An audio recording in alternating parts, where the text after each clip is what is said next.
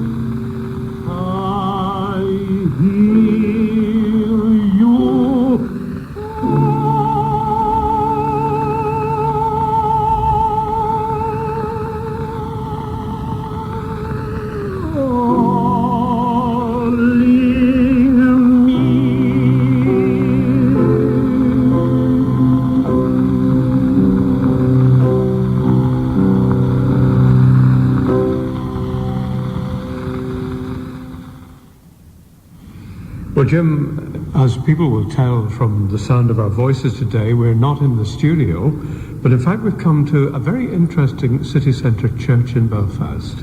That's very right, Walter.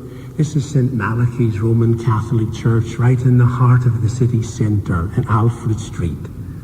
The origins of the church go back to the 1830s, when then there were only two Catholic churches in Belfast, St Mary's and St Patrick's, and there was a great need for a third church because at that stage there were 20,000 Catholics in the city. The building was started in 1841, and what enabled it to make a start was a generous bequest by the late Captain Thomas Griffith, who gave the princely sum then of £3,000. He left that in his will to give to the people of Belfast to build a third church. The architect of the church is Thomas Jackson, and the style is in ecclesiastical Tudor. There were 14 competitors. You can still see other of his work today in the old town hall and in the old museum in College Square North. The church originally, Walter, cost $5,600. That was for the shell. But it eventually cost £7,000 to complete. The builder was a man called Lundy. The bishop of the time of Down and Connor, Bishop Denver, faced going to jail for the shortfall and indeed nearly ended up in the debtor's prison. But he was rescued by Protestant help and also by a penny a week collection from the Catholics of Belfast. This porch in which we are in now has a beautiful double oak staircase.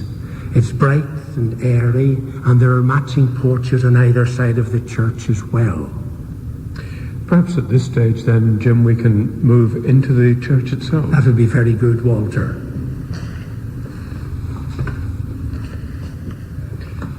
And immediately we come in, it's a really most impressive interior, isn't it? Could you describe it for me? It's really terrific, Walter. The proportions of the church are 113 feet long, 52 feet wide, and there is 40 feet to the ceiling. The highlight, actually, of the church building would undoubtedly be the magnificent ceiling. This has been described as a fan-vaulted triumph by Charles Brett.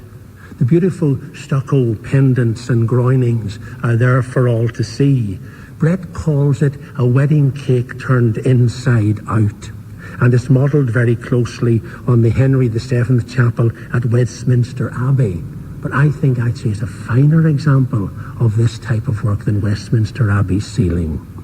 It really is a remarkable building, isn't it? And it has a quality about it, I think, that is unusual. A tremendous spiritual quality, because if you look back even here on the reredos at the back, here we have this great altarpiece by Felix Piccioni. Felix Piccioni was an Italian refugee. He came to Belfast in the 1870s. And the very large painting in the middle is one of the Stations of the Cross, where Jesus has fallen. The smaller altarpiece to the left-hand side is of the Immaculate Conception.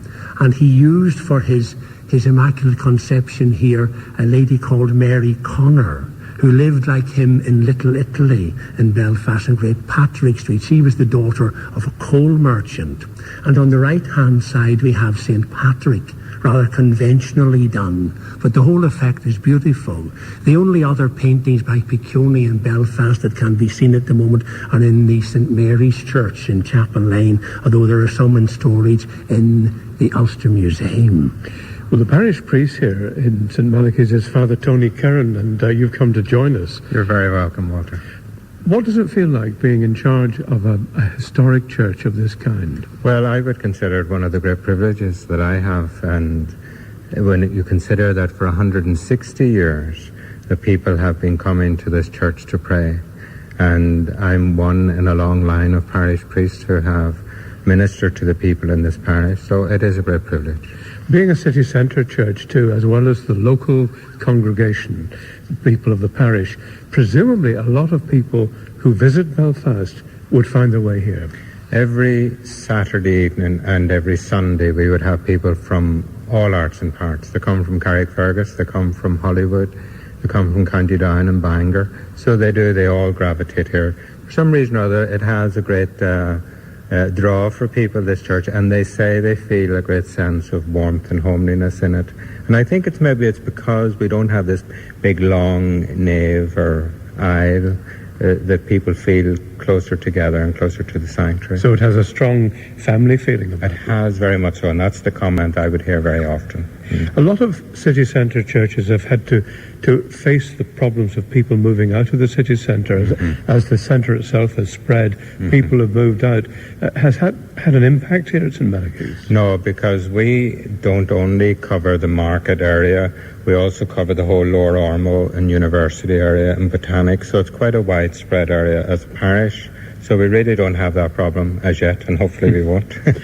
Jim, talking about some of the visitors to Belfast, I think there are theatrical traditions too, aren't there? There very much was, Walter. You see, this area housed the original people like Charlie Chaplin to the Belfast Theatre. And of course there grew up that tradition of one of the priests in St Malachys always being, if you like, the chaplain to the stars.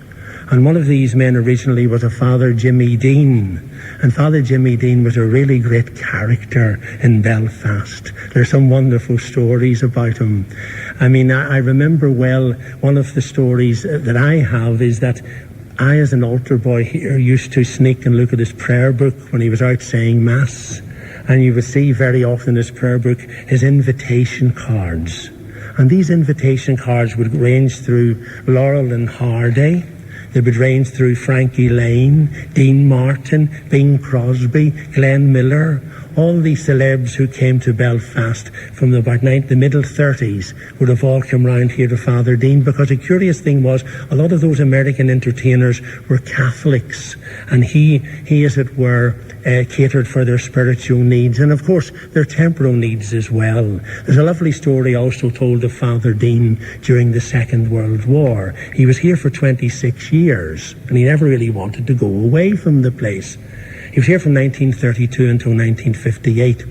And during the Second World War, one evening he was roused by all the hammering and the blattering that was going on during an air raid. And he went out and he discovered that the crypt of the nearby May Street Presbyterian Church was open. And of course he knew that this was a kind of an arrangement he had previously. It was opened that evening by the graciousness of the Reverend Wiley Blue, who was minister down there. And the august old sexton met Father Dean at the door of the crypt. And Father Dean was most anxious about his people because the markets people used the crypt as an air raid shelter. And he said to the man, "Well, how is everyone?" And the man intoned, "Dead, dead." And the priest went ashen face. But the man went on and he said, "Dead, dead to sin and perdition, but saved by the mercy and glory of God and Wiley Blue." And apparently Wiley Blue used to tell that story with great relish indeed. Father Dean was also a great man for the boxing. He was loved by the people in the markets. He was a great spiritual priest. Of course, was it Chapel Fields? The Chapel Fields, just across from the Chapel Fields were just across the road, and of course, at that one time he encouraged the heir of Mrs. Ma Copley, or as the local people would have called her, Copley, by letting people into the parochial house to view the fights from the second and third floors, and it meant they didn't have to pay anything in. Presumably at ground level they wouldn't have seen anything, but exactly. by coming into a raised position at the very top. And I remember someone said to him one time, "Father, does it do boxers any good to bless themselves or cross themselves before a fight?" And Father Dean, or Dixie as he was affectionately known after the great footballer, said, "Well, it probably does if he can box a little bit." There are a lot of stories then connected with this church and its people. Wonderful stories indeed, Walter. Another story concerns Dunville's Distillery, which was right across the road from here. And the story that I have is about the whiskey in Dunville's Distillery. In that stage, Dunville's Distillery, the part of the distillery was the laying in part, or the cellar part. And he discovered round about the beginning of the 20th century that the whiskey was going sour. And they couldn't find out any reason for this. They brought all sorts of people into the area to do all kind of soundings, and they couldn't find any reason for it until some bright spark hit upon the idea that it might be the church bell here that was causing the trouble. The vibrations of the bell. Mm-hmm. Yeah. Because the bell would have gone every day at 12 o'clock and 6 o'clock and for church services. So Captain James Craig, who later became Lord Craigavon, hit upon the idea whereby he brought 4 pairs of blankets from his own house at Strandtown. And he came over here because his father owned Dunvo's distillery at that stage. This would have been about 1907. And my grandfather was one of a team of young men who climbed into the bell tower, muffled the bells. And lo and behold, after they were muffled, the whiskey was as sweet as ever, ever after. And I remember as a young boy going in to the bell tower, climbing in one day, and this would have been in the 50s, and the bells were still muffled, but now in rags for the old blanket. But there was still the evidence of There was still the that. evidence. People now dispute that story, and I have heard it in several different forms. Well, Jim, there's a very famous organ here, and maybe we should go up and meet Danny Burke, who's going to play the organ Of course. for us. Well, This is a very old organ. It is. It's one of the most remarkable in Ulster. It was here actually very near the inception of the church itself, and it's a Telford organ. Well, we'll make our way out here again into the foyer. And of course, there were very many famous people associated with the playing of this organ. One was a man called Terry Lennon. Terry was a blind man. There used to be this great tradition in churches whereby people would have engaged blind men to play the organ. Another famous man associated as choirmaster of this church was William Broderick, who Peter Dawson said at one stage that he had a real promising future. Unfortunately, William died at the very young age of 34 years of age, just after he had made his one and only recording. Although I remember one evening recently a man telling me he used to hear him singing a lovely old song outside the door of his house, and it goes like this: "My Mary of the curling hair, the laughing eyes and bashful air, our bridal morn is dawning fair with blushes in the skies. I am no stranger proud and gay to win thee from thy home away and find thee for a distant day a theme for wasting sighs. But soon my love shall be my bride and happy by our own far side. My veins shall feel the rosy tide which lingering hope denies." And he sang that beautifully. Right, well, we're going to make our way into the church here, up on the balcony here. Seated at the organ console is Danny Burke. Danny, do you know much about the history of this organ? No, I'm afraid not. I know very little, except many years ago I used to come down and listen to Terry Lennon, the blind organist, play here. But it's a fine organ, 3 manual, and I have played 3 manual organs in the past in Clonard Monastery. But unfortunately this one, the choir keyboard's not working. The grate has got a cipher, and the only one left is the swell. Do you mean a cipher that you get 2 notes playing at once? You get, well, it's 1 note in this case. You could have many more than 1, but 1 is ciphering no matter what. So I would have to play you everything in the key of D flat. Nothing like adding a few complications, is there? What sort of music do you enjoy playing? Because the organ repertoire is marvellous, isn't it? Oh, it's superb now. I wouldn't class myself as a classical organist. I'm more of an accompanist for soloists and the choir. Well, I'm going to ask you to play something for me. I'll ask you to demonstrate the organ, given that there are a few limitations today, but what would you play for me? Very much so. Well, I've been looking to play something that doesn't involve a C, because our C isn't working, and I find it very difficult to find something. This organ is not always played now, is it? No, it's completely, really, it's not used at all. It's a historic piece. Exactly. Yeah. Unless someone can give us £250,000 to get it. It would cost a lot of money to refurbish it. Quite a bit. Well, that's been done for other organs in this community, so maybe, who knows? Yes, well, at the moment, seeing you mentioned that, I am the organist in the Good Shepherd in the Armour Road, and at the moment we're looking for money to restore the organ, and it's on its way. Good. Well, maybe this one shouldn't be forgotten about then in the fullness of time. Right. Yeah.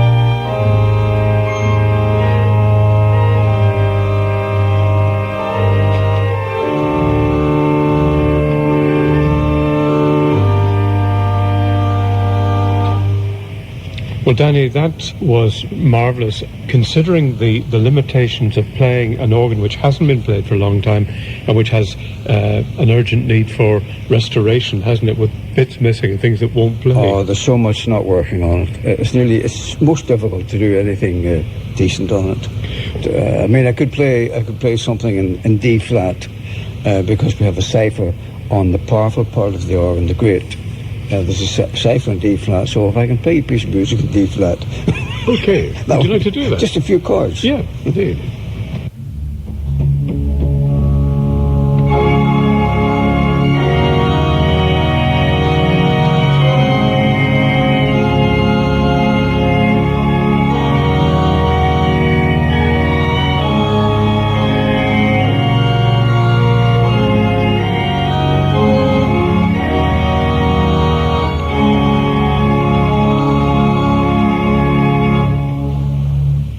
I imagine that any organist sitting at a console being able to open up an organ like that, it gives you a great sense of power, does it?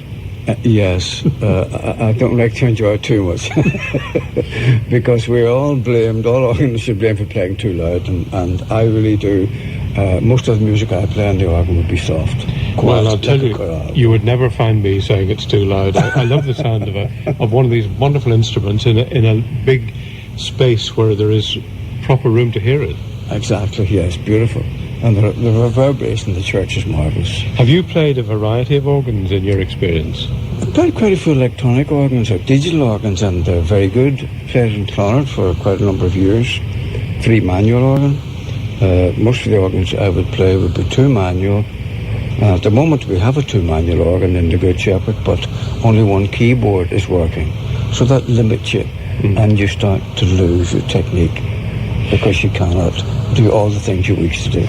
I did play the 5 manual organ in St Patrick's Cathedral.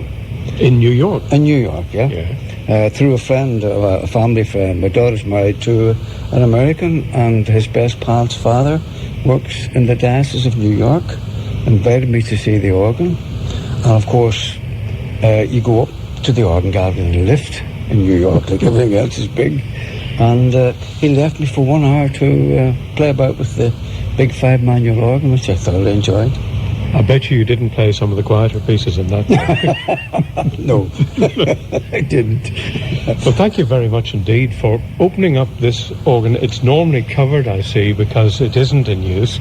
And I would hope that someday, like, well, the famous Mulholland organ in the Ulster Hall was restored. Yes. Maybe this one will be too. It deserves to be, doesn't it? We certainly hope it is. Most certainly. Thank you very much indeed. I did. Well, Jim, we've moved back into the church itself here, and we've got the curate of the parish, and that's Father Brian McCann.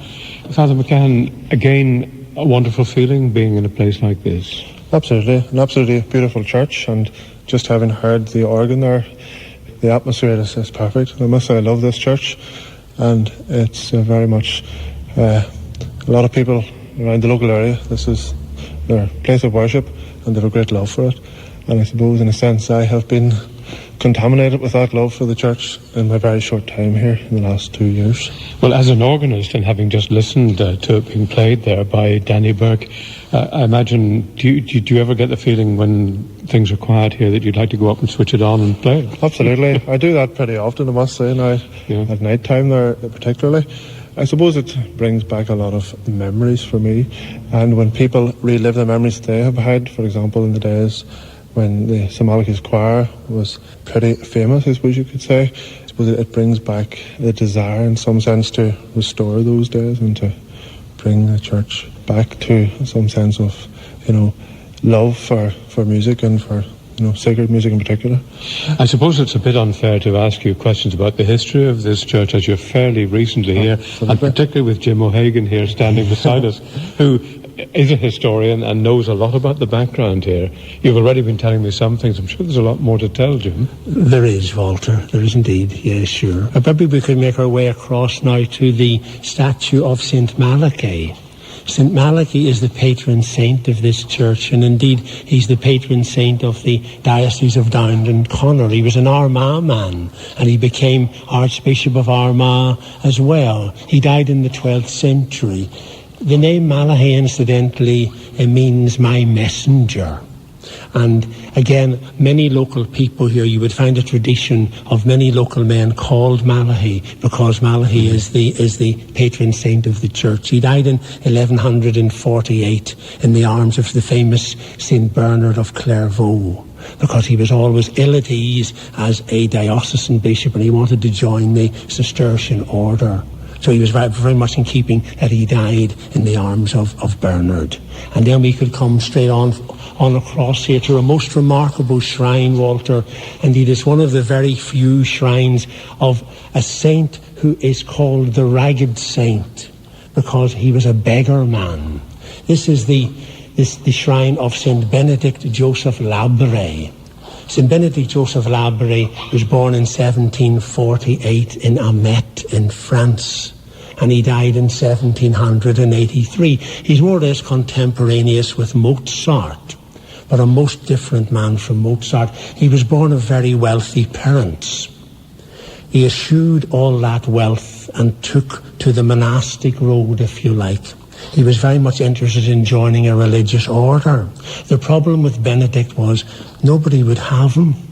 He tried 12 different orders of priests, including the Trappists and various other orders. No one would have him. He did eventually get into one order, and he found he couldn't settle down. He was very much a mystic. He then resolved, with an old coat, with filthy clothes, to travel the roads and byways of Europe. And he eventually reached Rome, and he used to live in a hole in the wall of the Colosseum in Rome, until in 1783, at the age of 35, his health gave out. And people would often remark, as he walked along the roads, he never spoke with anyone.